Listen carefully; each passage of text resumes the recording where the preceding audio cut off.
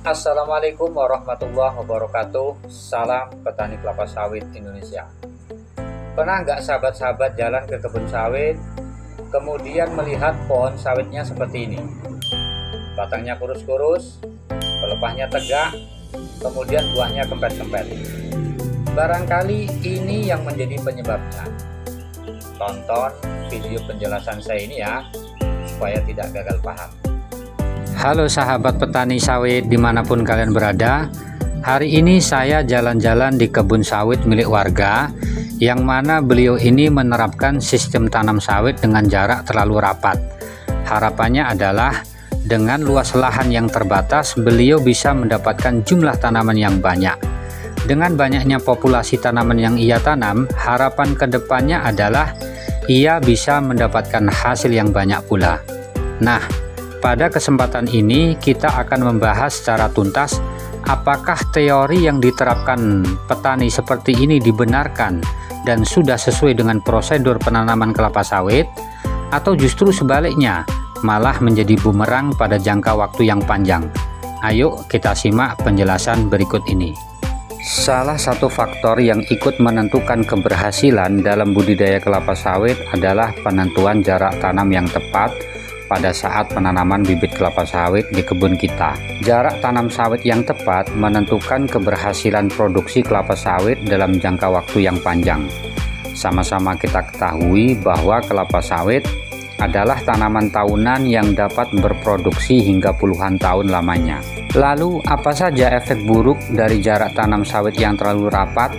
Ayo kita simak dengan baik.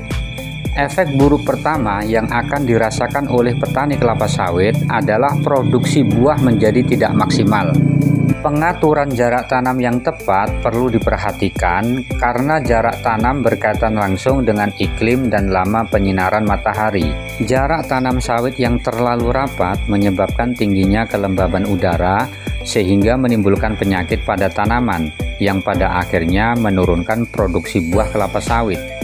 Pada banyak kasus di lapangan, banyak para petani yang tidak memahami hal ini dan mereka hanya berpedoman bahwa semakin banyak bibit sawit yang ditanam, tentu semakin banyak pula potensi buah yang dihasilkan.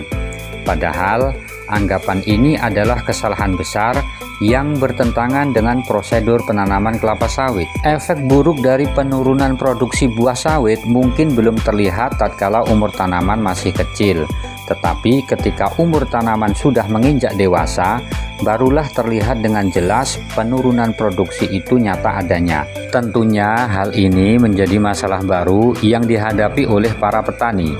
Jika petani menginginkan produksi buah yang maksimal, mau tidak mau harus dilakukan penjarangan pada jarak tanam sawit yang terlalu rapat. Efek buruk kedua dari jarak tanam sawit yang terlalu rapat adalah ruang pertumbuhan tanaman kelapa sawit menjadi sempit dan terbatas, sehingga hal ini menyebabkan terjadinya persaingan antar tanaman untuk memperoleh unsur hara dan sinar matahari. Unsur hara yang kita berikan pada saat melakukan pemupukan tidak akan efektif dan diserap oleh akar tanaman secara maksimal dengan dosis yang sama tentunya, karena adanya kompetisi yang kuat antar tanaman. Efek buruk lainnya yang ditimbulkan dari jarak tanam yang terlalu rapat adalah persaingan antar tanaman dalam memperoleh penyinaran matahari. Tanaman sawit akan tumbuh dan berkembang dengan optimal jika ia mendapatkan sinar matahari berkisar antara 5-7 jam setiap harinya.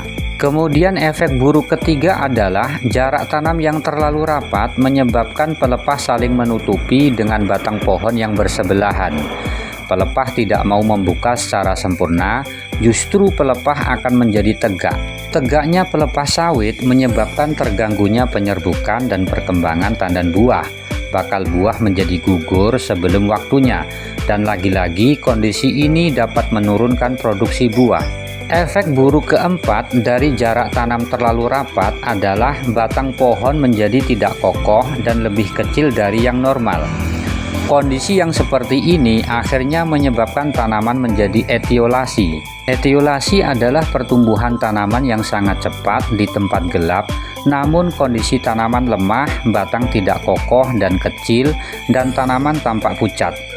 Etiolasi pada tanaman kelapa sawit ditunjukkan dengan gambaran yang jelas di mana tinggi pohon kelapa sawit tidak sesuai dengan umur tanaman. Sebagai kesimpulan dari apa yang sudah saya jelaskan tadi, jika hari ini kita baru memulai usaha dalam budidaya kelapa sawit, kita harus mempertimbangkan jarak tanam yang tepat sebelum menanam bibit sawit di lahan kita, supaya hasil yang kita dapatkan menjadi maksimal. Barangkali itu saja yang dapat saya sampaikan. Jangan lupa untuk selalu memberikan dukungan, dan saya akhiri. Salam petani kelapa sawit Indonesia.